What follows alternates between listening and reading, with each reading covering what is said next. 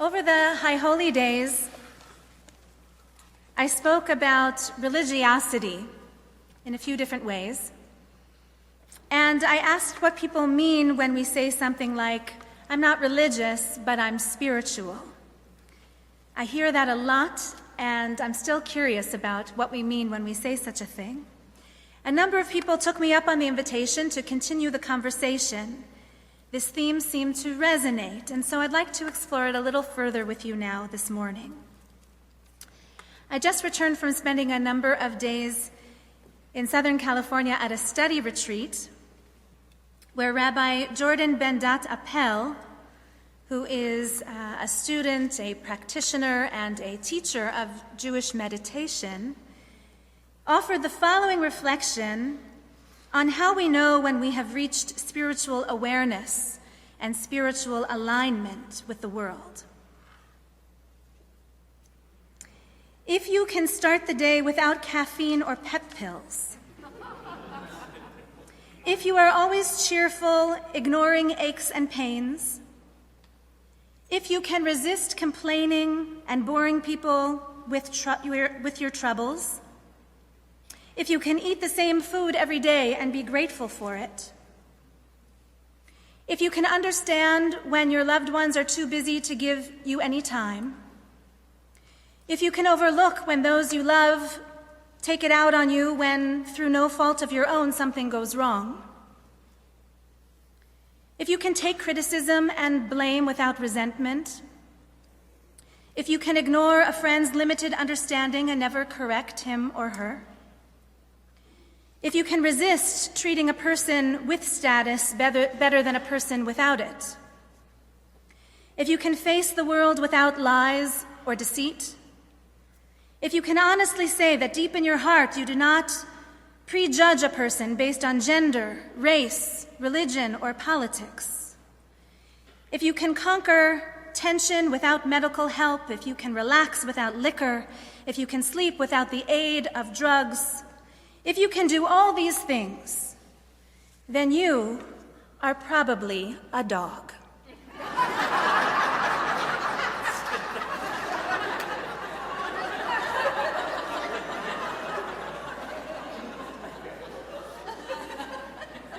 It's a good punchline. I couldn't wait to share it.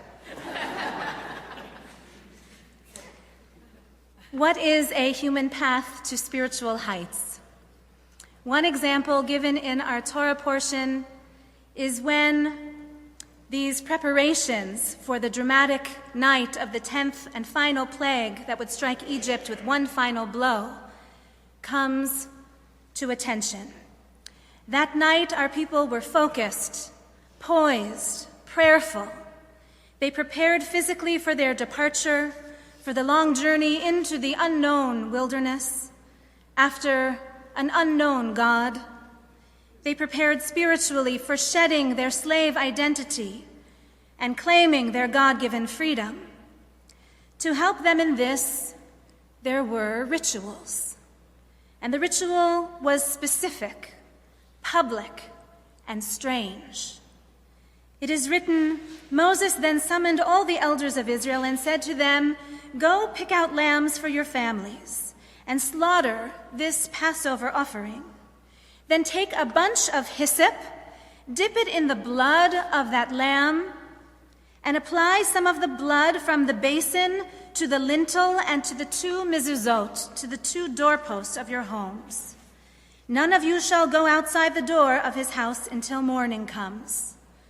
For when the eternal God passes through to smite the Egyptians, God will see the blood on the lintel and on the 2 doorposts, and God will pass over the door and not let destruction enter and smite your home." Let's just imagine this scene for a moment. Every family carefully selecting just the right lamb from their flocks. Picture each family gathering at the doorpost, huddled together with fear and anticipation. A broken door, perhaps a dilapidated home of slaves. Hyssop branches in their hands, the blood paint, the prayers for protection, And with their bags packed and ready at the door, they sit down quietly and calmly then to the table.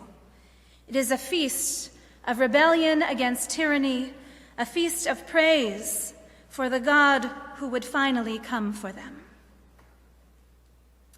Millennia later, some of this ritual is still ours today. Thank God, not all of it, but some remains. We also mark the doorposts of our houses with prayers for protection for those who live inside. We also hold an annual Pesach Seder Feast of Freedom, as it is written, Ushmartem et hadavar hazeh lechok lecha ulevincha ad olam. You shall observe this ritual as an institution for all time, for you and for your children, so that when your children ask you, as we hope they do, as we prompt them to do, Ma ha'avodah hazot lachem, what does this ritual mean to you? What does this ritual mean to you? Mom, Dad, Bubby, Zadie, what does it mean to you? We shall answer, it is the Pesach offering to God who passed over the houses of the Israelites and spared us. Ritual as spiritual practice, ritual as storytelling, ritual to pique curiosity, to invite good questions, ritual which is sometimes strange and sometimes beautiful, sometimes private and sometimes communal. These are powerful vehicles for expressing our spiritual selves, and not only that, but for cultivating the spirit in the first place. Sure, we can go through the motions of ritual. They can be empty. Think of all the rituals we have already done this morning, countless. Put on a talit, put on a kippah, stand, sit, stand, sit. We can go through the motions, sure. But we can also hold them up, sometimes slowly helps, so that we can draw meaning from them, so that they can stir something in us. Hold up the matzah at the Seder table. Dip the parsley in the salt water.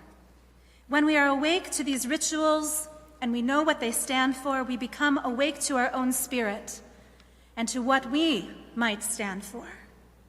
When we affix that mezuzah to our doorways and we get our eyes to notice it each and every time we pass through, we remember who we are and to whom we belong.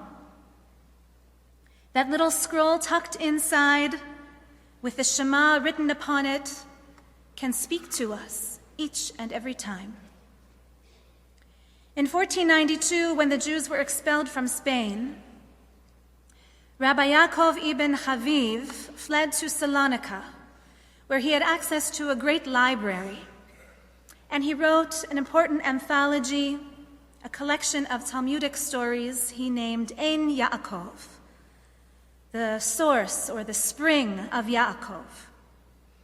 The introduction to this book includes a particular account of the 3rd century sage Rabbi Yehuda Hanassi. He was the great rabbinic authority of his time. That is how he earned the title Hanassi, the prince. One day he gathers with 3 of his finest students, Ben Zoma, Ben Nanas, and Ben Pazai. Rabbi Yehuda Hanassi asked his 3 disciples a question of superlatives. These are the kinds of questions I try to avoid. He asked, what is the most important verse in all of Torah? But his students didn't shy away from the challenge. It may have seemed an absurd, if not an impossible question to answer. Torah is to be taken as a whole, after all. How could we possibly select one single verse to stand for the whole? But his students thought, and each came forward with an answer. First came the sage Ben Zoma.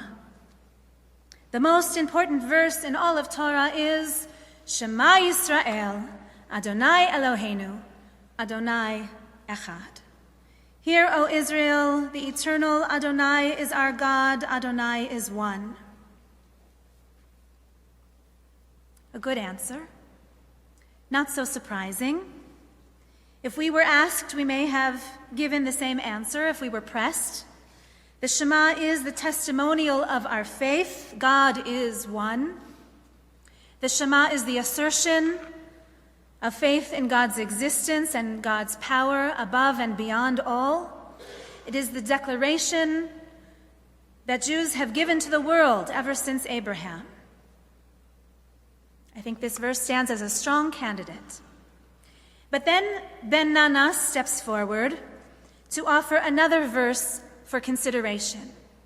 The most important verse in all of Torah is the command, Ve'ahavta l're'acha kamocha. You shall love your neighbor as yourself.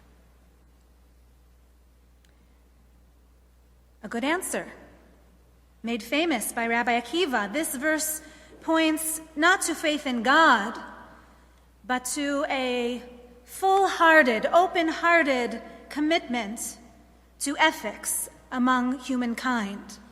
Loving humanity, being responsible for one another. This is the essential teaching of Torah. Without it, the world would crumble. All would be destruction and despair.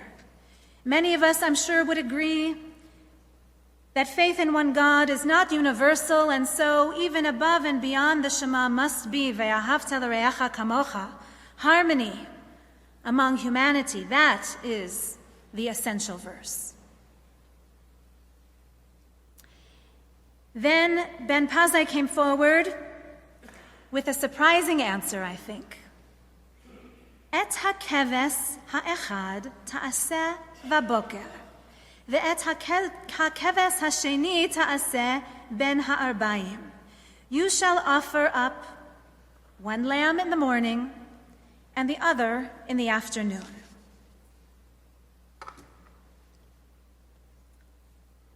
Would any of us have chosen this verse? It would not have even made my top 10. But Yehuda Hanasi lit up when he heard Ben Pazai's answer. Paz means gold, so maybe already there was a hint in his name that he was going to emerge the victorious student. Ben Pazai gets the gold star. Yehuda Hanasi agrees with him and says, yes, this is the most important verse in all of Torah. You shall offer up one lamb in the morning and the other in the afternoon. But why? Why is this the favored verse? What was Ben Pazai teaching? And what was Yehuda Hanasi affirming? I think it has something to do with ritual and the power in the repetition of ritual.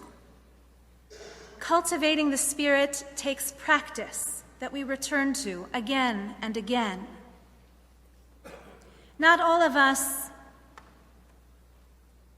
are like Ben Zoma, a great mystic who feels union with God wherever he walks. Shema Yisrael. God is one. That might not come so easily. And others of us, we might say, I'm not such a great open-hearted humanitarian, like, who was it? Ben Nanas. Ve'ahavta l're'acha kamocha, love your neighbor as yourself. That doesn't come so easily to me. But what is accessible to me?